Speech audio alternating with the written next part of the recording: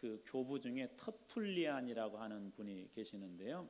그분이 이런 이야기를 했습니다. 순교자의 피는 교회의 씨앗이다. 순교자의 피는 교회의 씨앗이다. 그러니까 순교 없이 교회가 세워지거나 그렇지 않았다는 거예요. 교회를 하나 세우는 데는 순교자의 피가 그만큼 필요했다는 것입니다. 다시 말해서 그만큼 복음을 전하고 교회를 세우는 일이 어렵다는 것입니다. 초창기 한국교회에 들어온 복음도 마찬가지였었는데요. 우리 한국교회도 복음이 들어간 이야기들을 쭉 살펴보면 정말 어렵고 힘든 이야기들이 많이 있습니다. 6.25 당시 영광지역에서는 무려 194명의 순교자가 나왔다고 합니다. 교회를 지키고 신앙을 지키기 위해서 무려 194명의 순교자가 나올 정도로 교회를 지키고 교회를 세우는 일들은 그만큼 어려웠습니다. 역사적으로 보더라도 복음이 들어가는 곳에서는 늘 이러한 혼란이 있었고 저항이 있었고 충돌이 있었습니다. 이러한 것을 배경으로 한 그런 소설들도 종종 이렇게 볼 수가 있는데요. 예를 들자면 김동리의 무녀도에 나오는 그 내용을 잠깐 살펴보자면 기독교와 무속 종교의 대립을 이렇게 그리고 있는데 한 가정 안에서 어머니는 그 무당이었었고 아들은 예수를 믿게 된 그런 이야기입니다. 무당 모아에게 우기라는 아들 하나가 있었는데 이 아들이 이렇게 예수를 믿으면서 그 집안에 갈등들이 이렇게 점차적으로 퍼지기 시작하는데 어머니는 무당이기 때문에 아들에게 네가 잡귀가 들려서 이 서양 귀신을 믿는다라고 그렇게 저주하기도 하고 질책하기도 하고 또 아들은 어머니에게 막이 들렸다고 그러면서 기도하기도 했습니다. 모자간의 갈등이 커져서 이 어머니는 성경을 불태우려 하고 이를 막으려는 아들 우기는 그만 칼로 찔리게 되는 그런 끔찍한 사건이 일어나기도 했습니다. 이처럼 가정 안에서도 복음은 이렇게 충돌합니다. 복음이 그냥 편하게 들어가는 그런 경우들은 거의 없었습니다. 이런 것을 갖다가 좀 다양한 방면에 설명한 그런 분들이 계시는데 그 중에 한 분을 간단히 소개하자면 세물 헌팅턴이 그 책에 보면 문명의 충돌이라고 하는 그런 책이 있는데 그에 따르면 인류의 역사를 통틀어 볼 때 문명과 문명이 만나는 곳에서는 항상 크고 작은 그런 분쟁들이 있었다고 합니다. 예를 들자면 몽골의 유럽 원정, 또 스페인 원정대 라틴 아메리카 원주민 정복, 또 중국과 영국의 아펜 전쟁 등 문명과 문명이 만나는 곳에서는 그런 충돌이 항상 있었다는 것입니다. 오늘 본문에서도 에베소에서 일어난 그런 사건도 이 복음의 충돌 그 장면인데요. 오늘 본문의 내용을 이해하려면 우리 앞장의 그 내용을 좀 이해할 필요가 있습니다. 오늘 본문은 에베소에서 지금 바울이 2년 동안 말씀을 전하게 되고 그 말씀을 때문에 많은 사람들이 그 예수를 믿게 된 그런 사건들이 있었습니다. 바울과 그들 일행의 헌신으로 말미암아 복음의 능력이 나타났는데 대표적인 사건이 그 마술책 은 5만이나 되는 그런 마술책 수억에서 수십억까지 되는 그 마술책을 불살은 사건이 이 에베소에서 일어나게 됩니다. 많은 사람들이 복음을 만나고 나서 그들이 예전에 믿었던 그런 신앙들을 버리고 심지어 많은 손해를 보면서까지도 그렇게 그들이 예수를 믿기 시작했던 것입니다. 이렇게 복음이 힘있게 되어서 아시아와 에베소에서 부흥이 일어나게 되자 바울은 이제 로마에 가서도 복음을 전하려고 하는 그런 계획을 세웁니다. 그래서 먼저 티모데와 에라스도를 먼저 이것을 위해서 준비하기 위해서 유럽, 우리 성경에는 마케도냐 그렇게 되어 있는데 마게도냐와 아가야는 그 지역으로 이렇게 보내게 되는데 아가야는 고린도가 중요한 행정 중심이라는 얘기는 예전에 한번 소개했습니다. 그래서 마게도냐와 이 아가야 지역으로 디모데와 에라스도를 이렇게 보내게 됩니다. 이렇게 활발하게 복음이 에베소와 아시아에서 전해질 때 일어난 일이 오늘 그 본문의 그 이야기입니다. 활발하게 에베소에서도 복음이 힘이 있어지고 그리고 주변 아시아 지역에도 이때 당시에 소아시아 지역의 많은 교회들도 에베소를 중심으로 해서 세워지게 되고 바울은 로마라고 하는 새로운 것에 대한 선교에 대한 꿈을 꾸면서 선교의 지경들이 확장되어지고 있을 때 오늘 본문의 배경이 바로 그때의 배경입니다. 어떤 일들이 일어났습니까? 오늘 우리가 보았던 말씀 중에 23절 말씀입니다. 그때쯤 되어 이 도로 말미암아 적지 않은 소동이 있었으니 그때쯤이 방금 이야기했던 바로 그런 배경입니다. 복음은 힘있게 계속해서 주변 지역에 퍼지기 시작했고 소아시아 지역의 교회들이 세워지기 시작했고 사도 바울은 그것에 힘입어서 이제 로마까지도 복음을 전하려고 하는 그런 위대한 비전을 그가 꿈꿉니다. 바로가 바로 그때가 오늘 본문에 나와 있는 그때쯤 되어입니다.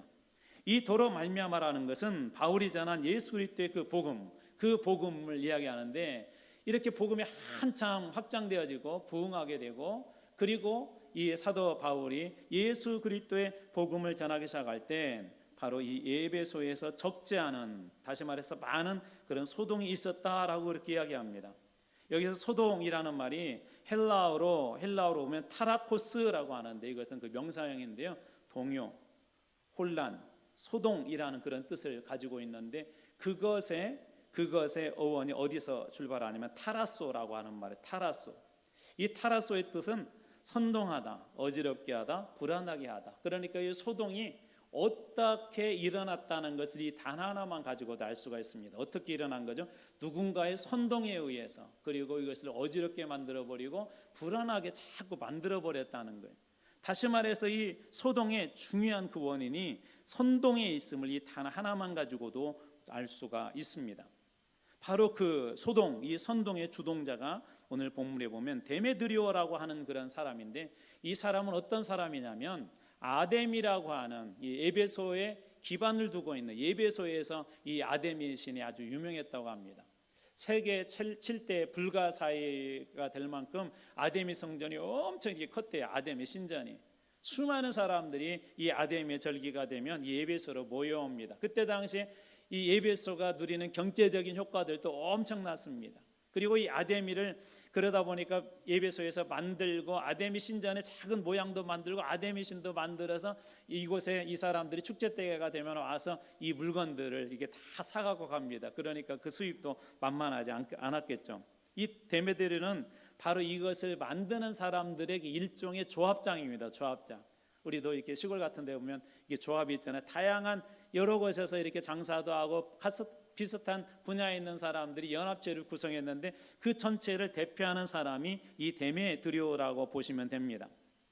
그가 이야기하기를 오늘 본문에 보면은 이 조합원들이 많은 돈도 벌었고 이 아데미 때문에 풍족한 생활도 했다고 합니다. 근데 문제는 복음이 들어가면서 어떻게 됐죠? 우리 지난번에 보았던 것처럼 은 5만이라는 그런 마술책을 불살라 없애버릴 정도로 이 에베소 지역의 우상들이 점차적으로 사라지게 되고 복음이 막 힘을 얻기 시작합니다. 그렇다 보니까 이 사람들의 경제적인 이익에도 커다란 문제가 생겼습니다. 그래서 복음이 들어가면서 우상들의 사람들이 버렸기 때문에 큰 어려움들이 생겼는데요.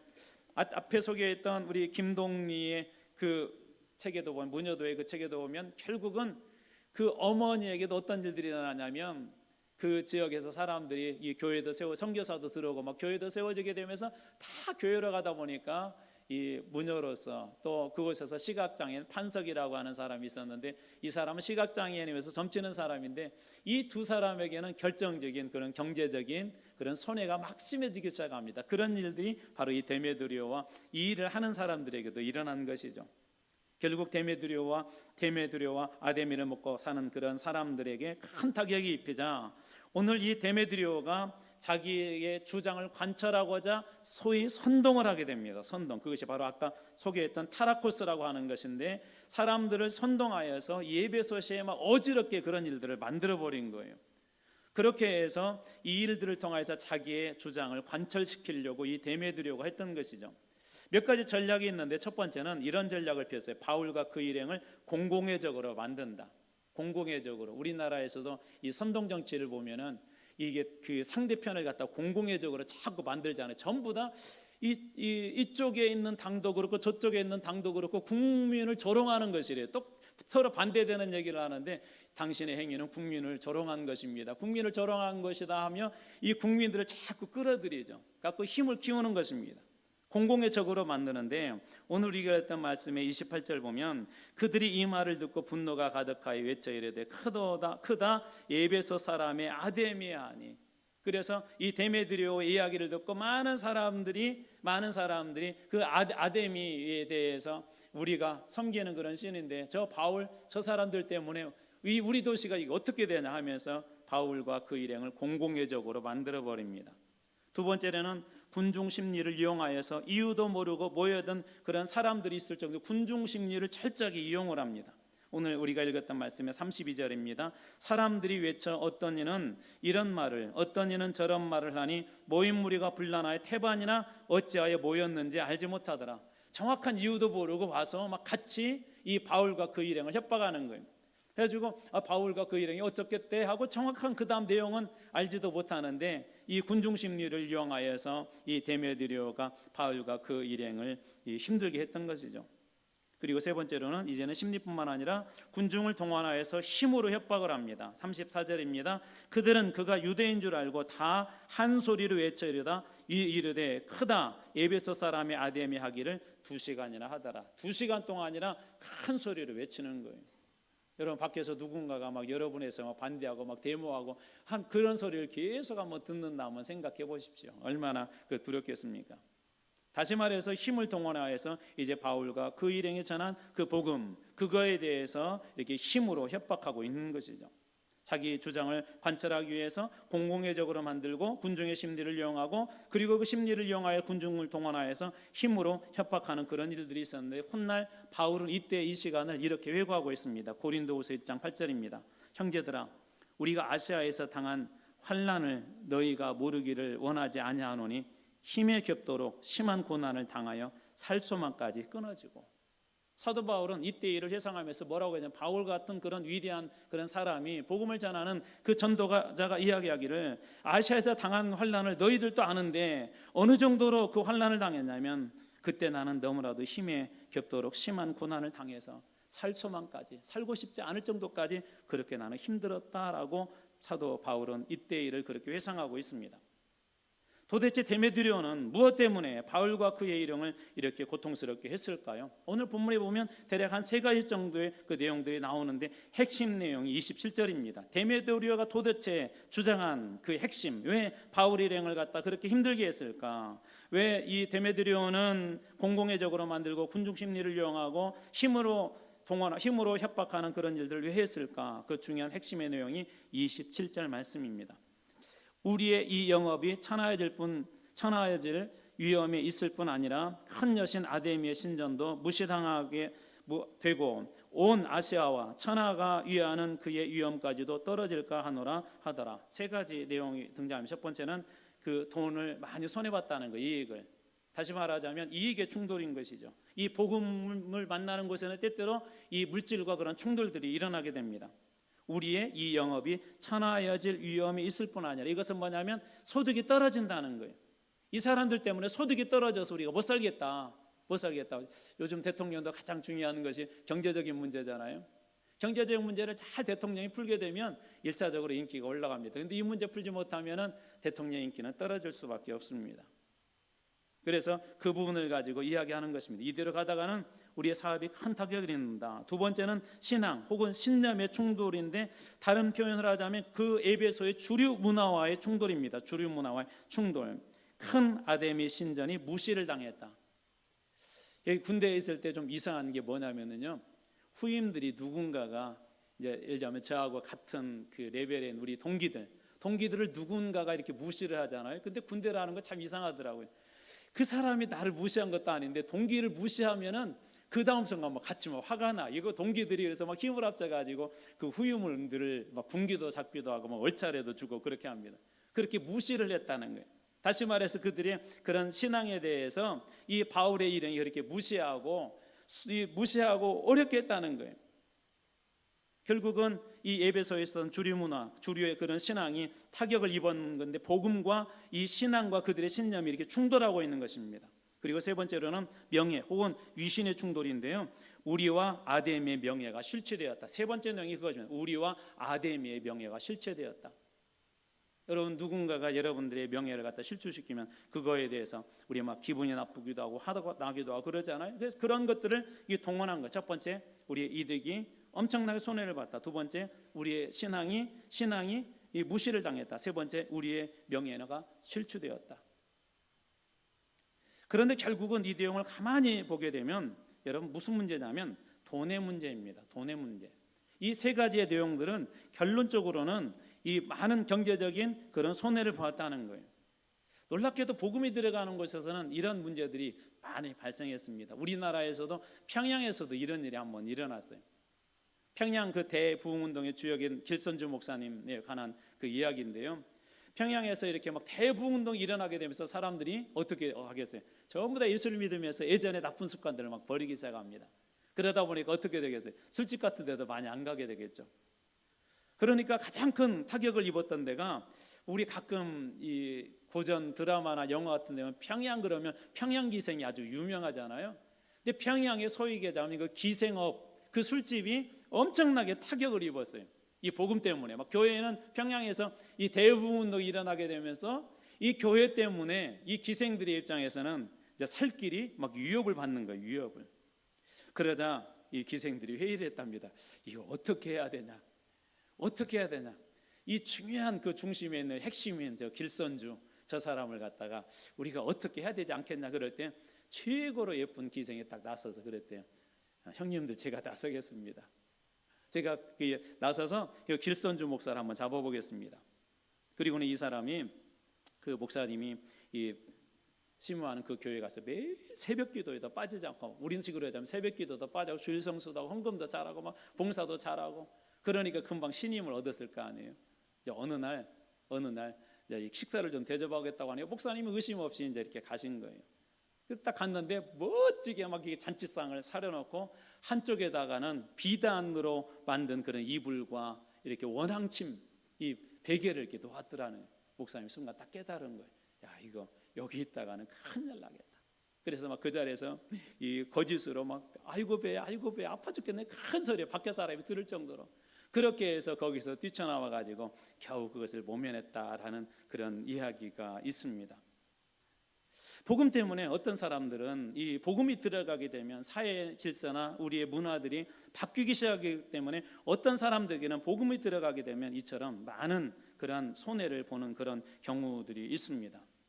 이러한 돈의 문제는 우리 신앙 안에서도, 우리 교회 안에서도, 우리 종교 안에서도 종종 등장합니다. 결국 이단들을 가만히 보면 종교를 가장한 그런 탐욕들이 그들 안에 있습니다. 이단들의 특징이 뭐죠? 성경을 가장한 탐욕의 집단 아닙니까? 말씀을 이야기하지만 결국은 자기 욕심과 정욕과 그 안에서 끊임없이 착취하려고 하는 그런 착취들이 그 속에 들어있는 것들이 대부분 이단들의 그런 모습입니다. 감추어진 것이죠. 또 때로는 그 안에 자기 취미, 자기 역량과시, 자기 자랑, 자기 힘과시. 그럴 때 우리는 다음에 이 세 가지 질문을 분명하게 해봐야 됩니다. 건강한 교회는 오늘 이 세 가지 질문에 바르게 답할 수 있어야 됩니다. 첫 번째 질문, 여러분은 돈입니까? 하나님입니까? 여러분은 돈을 더 좋아하십니까? 하나님을 더 좋아하십니까? 예수님께서 마태복음 6장 24절에 이런 경고를 하셨습니다. 너희가 하나님과 재물을 겸하여 섬기지 못하느니라. 여기서 재물이나 맘모나스라는 말이고, 이 말에서 나온 말이 맘몬이라는 거, 맘몬. 그래서 여기서 재물이라고 되어 있지만 너희들이 하나님과 재물신을 동시에 섬길 수 없다. 하나님을 섬기든지 돈을 섬기든지 재물신을 섬기든지 둘 중에 하나만 섬겨야 된다는 거예요. 왜 예수님도 이런 얘기를 했을까요? 예수님 당시에도 그런 게 많이 있었어요. 하나님을 섬긴다고 하면서도 재물을 더 좋아하는 사람들이 많이 있었습니다. 여러분 잘 아시는 것처럼 중세에는 심지어 이 구원의 조건을 얼마만큼 헌금했느냐라는 것으로 구원의 조건을 본 그런 때도 있었습니다. 예수님 당시는 이 성전에서 매매하는 일들이 있었는데 예수님은 그것을 성전을 강도의 소굴로 만들었다 그렇게 이야기했고, 심지어 예수님의 제자 중 한 사람이었던 유다는 예수님을 돈을 받고 팔아버립니다. 여러분에게 질문합니다. 여러분은 돈입니까? 아니면 하나님이십니까? 탐욕을 위해서 면죄부를 파는 중세교회나 돈으로 교회만 하는 그런 교회, 바로 그런 것들이 이 끊임없이 오늘날까지도 이어지고 있다는 것입니다. 두 번째로 또 하나 질문해 봐야 될 질문은 신념인가 말씀인가? 이게 신앙을 우리가 어떻게 착각하는 경우들이 있냐면요, 자기 신념을 신앙이라고 착각하는 경우들이 있어요. 그러면 아주 위험해집니다. 그래서 내가 지금 결정하고 내가 지금 이 부분에 대해서 실행하려고 하는 것이 진짜 신념인지 아니면 말씀에 기반을 둔 신앙인지 점검해 봐야 한다는 것입니다. 그 다음 세 번째, 나의 명예냐 아니면 하나님의 영광이냐? 나의 명예냐 하나님의 영광이냐? 오늘 예배소 안에서 일어난 일들이 그런 것 아닙니까? 돈이냐 하나님이냐 그런 문제 아니었습니까? 그리고 신념이냐, 그들이 가지고 있는 신념이나 문화냐 아니면 말씀이냐 그런 문제 아니었습니까?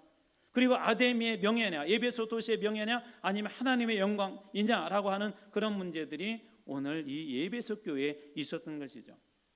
특별히 직분자들은 돈 문제에 대해서 조심해야 됩니다. 여러분 디모데에게 보낸 목회자에게 보낸 그 편지에 보면 이 돈에 대한 이야기들을 직분자에게 여러 가지 모양으로 적용하고 있는 것이 있는데 그 중에 한 절만 소개하자면 디모데전서 3장 3절입니다. 직분자의 자격을 이렇게 이야기해요.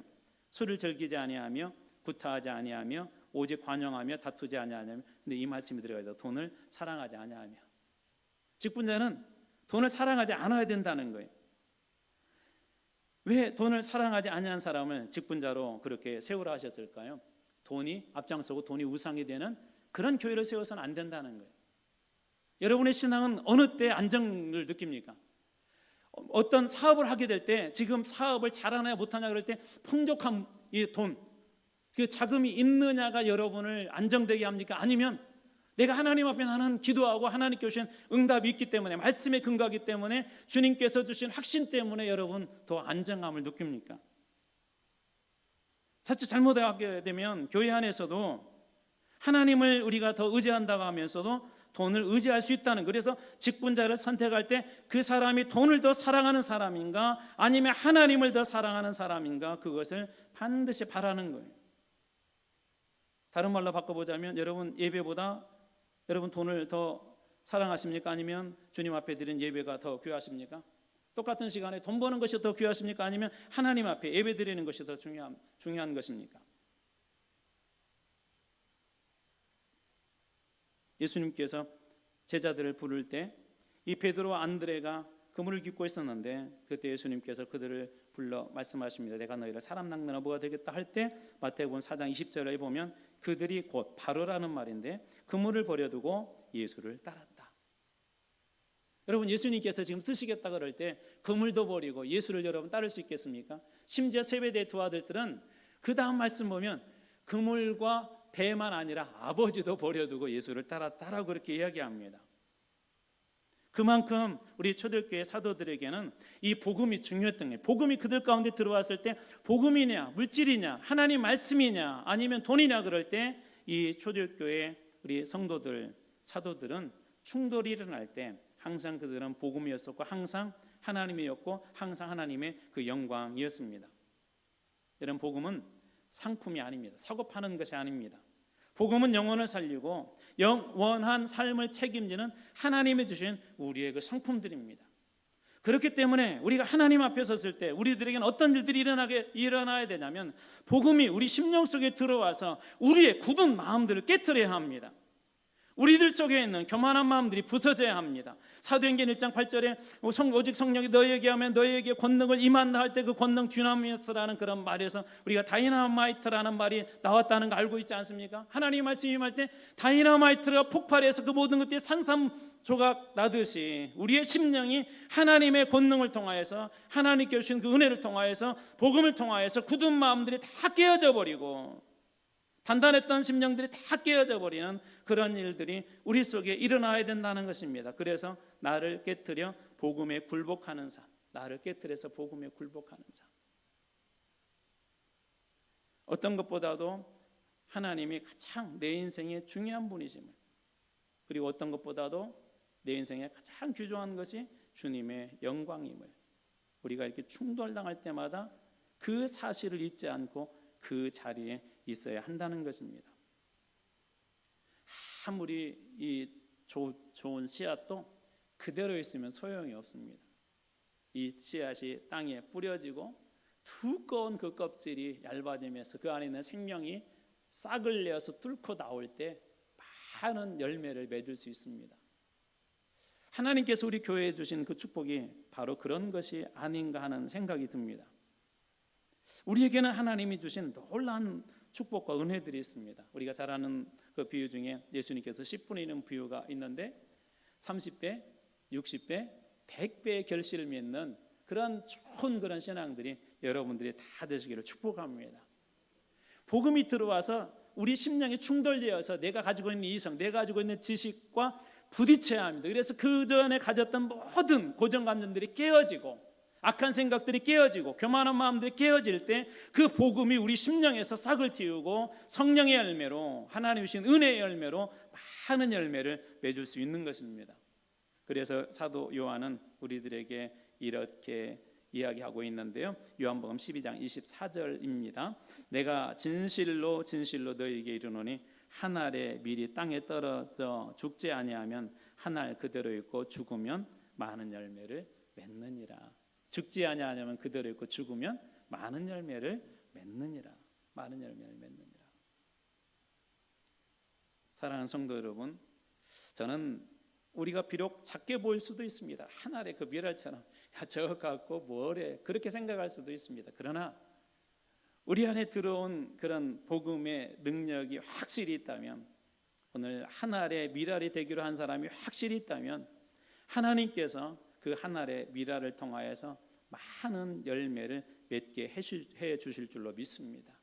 왜 그렇죠? 그 안에 생명이 있기 때문에, 예수의 생명이 있고 복음의 생명이 있기 때문에 그런 것입니다. 자, 다시 앞에서 했던 얘기로 잠깐 돌아가서 이야기한다면 바울이 그랬다고 그러잖아. 나 살소망까지 끊어졌다. 나 그때 얼마나 힘들었는지 아느냐. 막 사람들이 막 계속해서 데모하죠, 막 물러가라 하죠. 많이 예수를 믿는 사람들이 있는데도 바울이 살소망까지 막 끊어졌대요. 그런데도 결국 어떻게 돼서 예배소는 하나님의 그 복음의 전진기지가 되고, 그 예배소에서 2년 동안 가르치면서 그 주변에 복음이 확산되어지면서 소아시아 여러 교회들도 이렇게 세워지기 시작하고, 바울이 여기에서 무엇을 꿈꿨다고요? 로마의 선교를 꿈꿉니다. 유명한 로마의 선교. 어떻게 보면 바울 당시에는 로마가 딴끝이었어요. 딴끝. 그 딴끝까지 선교할 위대한 것을 꿈꿉니다. 도대체 막 살소망까지 끊어졌다고 그렇게 바울이 고백한 이 예배소에서 도대체 어떻게 이런 일들이 가능했을까요? 바로 바울 안에 어느 누구도 아무리 그래도 꺼트릴 수 없었던 그 복음의 생명, 예수의 생명이 있었기 때문에 그렇습니다. 저는 우리 교회가 이 한 알의 밀알처럼 좀 작게 보일 수도 있고, 또 가다 보면 살소망이 끊어질 때야 막 그런 때도 있어요. 이래도 사역을 해야 되나? 내가 구역장 감당해야 되나? 내가 방송실 해야 되나? 아무도 알아주지도 않고 오히려 그것이 빈잔이 되어 들어오고 지적이 되어 들어오고 비판이 되어 들어오고 그럴 때도 있습니다. 그럼에도 불구하고 우리 안에 주님이 살아계심을 믿고, 그 주님께서 반드시 여러분 안에 있는 그 믿음의 기도, 여러분 안에 있는 그 믿음의 씨앗들, 여러분 안에 있는 기도의 놀라운 은혜들 하나님께서 복 주셔서 지금은 하나의 밀알이지만 여러분들 한 분 한 분의 그 믿음을 통해 많은 열매를 맺게 하는 축복이 여러분들을 통해 일어나게 될 줄로 믿습니다. 그러므로 오늘 이 복음이 오늘 여러분의 것이 되길 축복합니다. 기도하겠습니다.